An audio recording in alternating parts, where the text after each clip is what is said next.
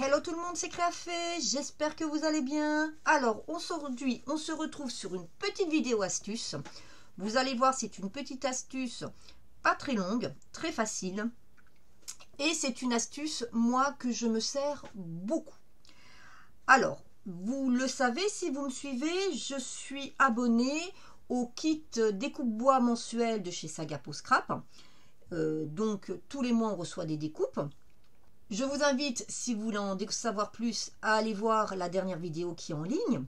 Les découpes qu'on reçoit, elles sont dans des tons naturels, carton de bois, voilà. Et souvent, on a du mal à les utiliser parce qu'elles ne s'harmonisent pas avec les papiers, les teintes qu'on a choisies pour nos projets. Donc aujourd'hui, moi, je vais vous montrer ma petite technique, ma petite astuce pour pouvoir les utiliser dans beaucoup de projets. Donc, voici une découpe de chez Sagapo. Alors, celle-ci, elle ne fait pas partie d'un kit. C'en est une que j'ai achetée sur la boutique. Donc, je vous mettrai le lien vers la boutique, mais aussi vers cette référence. Et c'est vrai que ça, c'est superbe. Mais suivant les teintes qu'on utilise, le laisser dans cette couleur, c'est pas top. Alors, ma technique, elle est toute simple. Vous allez voir, c'est tout bête. Hein. Mais voilà, au départ, j'y avais pas pensé.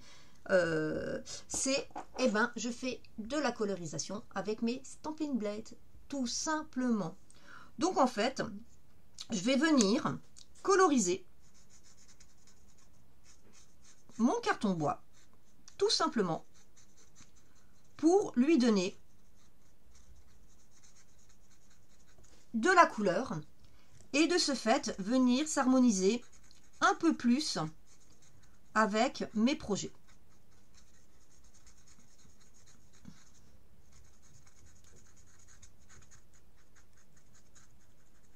Alors là, je vais faire toute la colorisation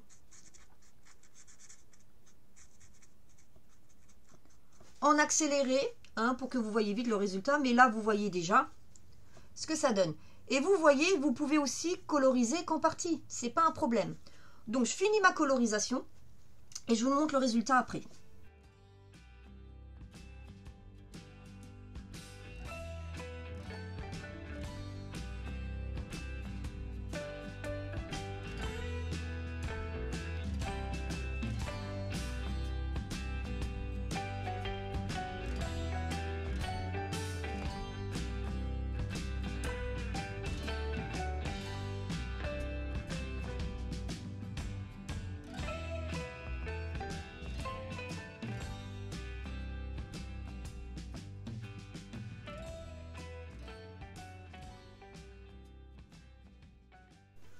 Donc voici donc mon résultat. Alors je ne sais pas si avec la lumière, je vais essayer de voir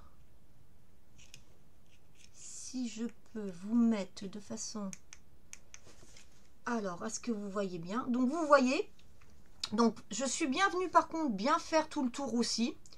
Et il ne faut pas hésiter à venir faire 2 ou 3 couches de manière à avoir la colorisation que vous souhaitez. Alors ici je vous montre. Vous voyez, je ne sais pas si vous voyez bien la différence. Voilà. Là, je l'ai fait avec tout petit peu plus clair. Je l'ai fait avec celle-ci. Celle-ci, je l'ai fait avec celle-ci. Et donc, en fait, ça va venir agrémenter un projet que j'ai fait dans cette collection. Alors, le projet, vous ne l'aurez pas parce que c'est un projet que j'ai fait dans le cadre des kits créatifs avec Ludibule et Création.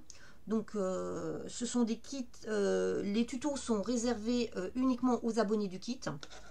Donc, mais c'était très sympa, vous voyez, c'est une boîte qui s'ouvre sur le côté, dans laquelle on se retrouve avec un petit étui à thé et à chocolat et un mini album. Et justement, vous voyez, moi ceci, c'était pour venir finaliser en venant le coller ici. Et vous voyez, ça vient tout de suite habiller. Il n'y a pas besoin de mettre plus. Peut mettre quelques petites perles ou un petit ruban, enfin voilà. Donc là, par rapport à si j'avais gardé mon élément naturel, ça aurait été moins que le fait de venir le coloriser. Donc vous avez vu, c'est une petite astuce très simple très facile. Alors, moi, j'utilise mes Stampin' Blend. Hein. Par contre, vous pouvez tester avec d'autres feutres à alcool.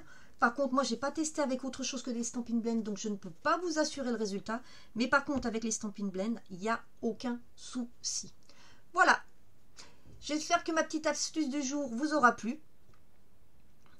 Qu'elle vous aura donné envie d'investir dans des découpes carton bois si vous ne le faisiez pas jusqu'à présent parce que justement vous trouviez que vous pourriez être limité. N'hésitez pas par contre à consulter ma boutique pour pouvoir acquérir les Stampin' Blend. Et en attendant de vous retrouver dans une prochaine vidéo, je vous souhaite une bonne journée et je vous dis à très bientôt. Bye bye.